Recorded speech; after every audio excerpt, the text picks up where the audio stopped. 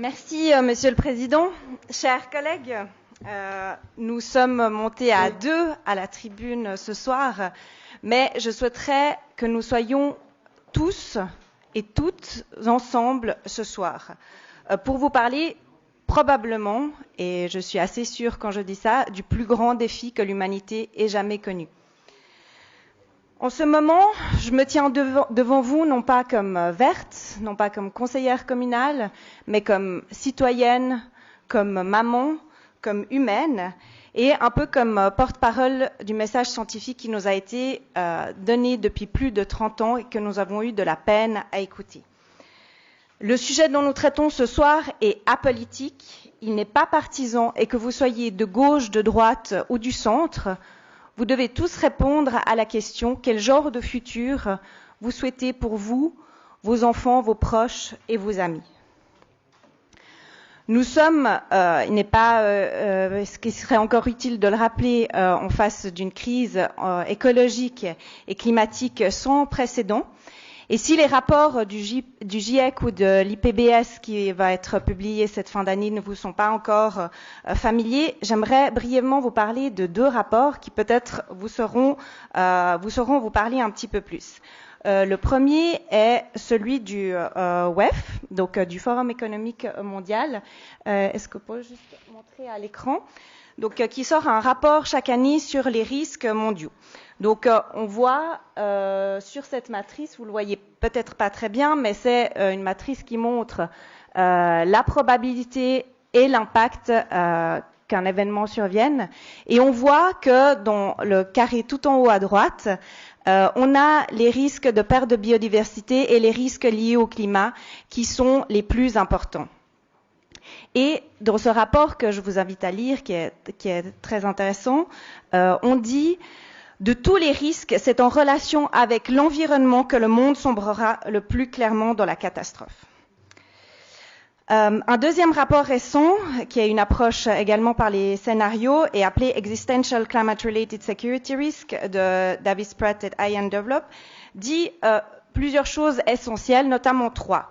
Donc, historiquement, les scientifiques ont toujours été trop prudents dans leur communication. Et nous voyons maintenant que la réalité dépasse même les prévisions les plus pessimistes. Comme vous l'aurez peut-être noté, le 13 mai passé, il faisait 31 degrés dans le cercle polaire. Donc, on voit que le réchauffement va beaucoup plus vite que ce qui a été prévu. Pour réduire les risques que nous venons de mentionner et préserver la civilisation humaine, il est essentiel de mettre en place très rapidement un système industriel zéro émission. Et cela nécessite la mobilisation globale des ressources pour faire face à l'urgence.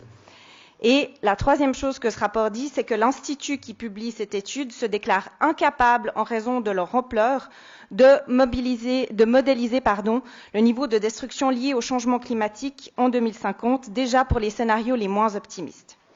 Donc, je ne vais pas vous faire l'inventaire film d'horreur des scénarios auxquels nous pourrions faire face si nous n'agissons pas, mais plutôt vous dire que c'est une opportunité. Et c'est là que je vous invite tous, comme je disais en introduction, à agir ensemble. Une opportunité unique de créer un futur beaucoup plus agréable pour nous tous, avec une société inclusive, des villes plus belles, propres et résilientes, tout en respectant les limites de la biosphère. En effet, la protection du climat et de la biodiversité s'accompagne de plein d'aubaines en matière d'emplois locaux, que ce soit dans l'agriculture, l'industrie locale ou l'artisanat, en particulier dans le domaine de la réparation. Cela ouvre des perspectives pour résoudre, au moins en partie, les problèmes auxquels, vous serez tous d'accord avec moi, nous faisons face, comme la précarisation de la population, l'insécurité, les migrations, les pertes d'identité ou les inégalités.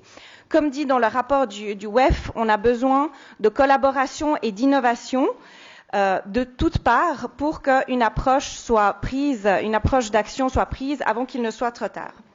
Donc, le but de notre postulat est de déclarer l'urgence climatique pour donner enfin à la crise climatique et environnementale l'importance qu'elle doit avoir, c'est-à-dire une situation de crise qui menace la vie humaine. Donc, dire les choses telles qu'elles sont. Nous joindrons ainsi au mouvement de villes, États et pays à travers le monde qui maintenant totalise une population d'à peu près 70 millions de personnes qui ont joint ce mouvement et plus près de chez nous comme Bâle, Yverdon, le canton de Vaud récemment ou du Jura.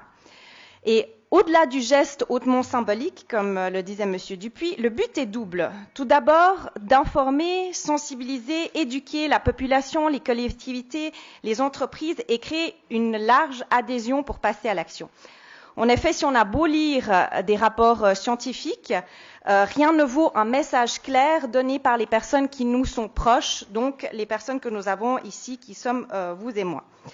Et dans le cadre de ce premier but se trouve également un rôle d'exemplarité. Par notre déclaration d'urgence climatique, nous pouvons inspirer d'autres villes et créer un cercle vertueux pour l'action.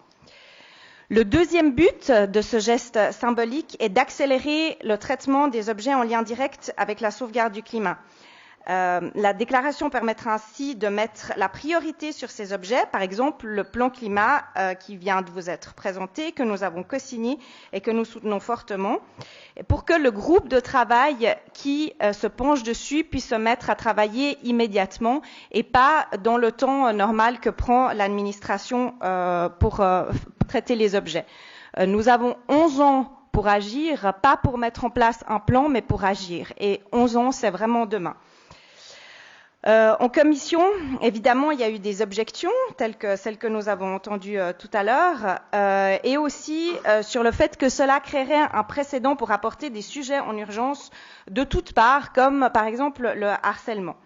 Alors, vous l'aurez compris, on ne parle pas du tout du même type d'urgence, donc j'en appelle à votre bon sens. Une autre objection était celle qu'il est difficile de savoir quels objets sont liés au climat. Et sur ce point, j'en appelle encore une fois au bon sens et à l'expertise du groupe de travail qui se penchera sur ces questions, qui mettra en place des mesures concrètes pour nous sortir des énergies fossiles et qui déterminera, oui ou non, la pertinence de l'urgence. Vous l'aurez compris, chers collègues, le vote que vous donnerez ce soir sera déterminant pour montrer le type de futur que vous voulez pour vous. Et donc, je vous invite fortement à soutenir ces deux postulats. Merci beaucoup.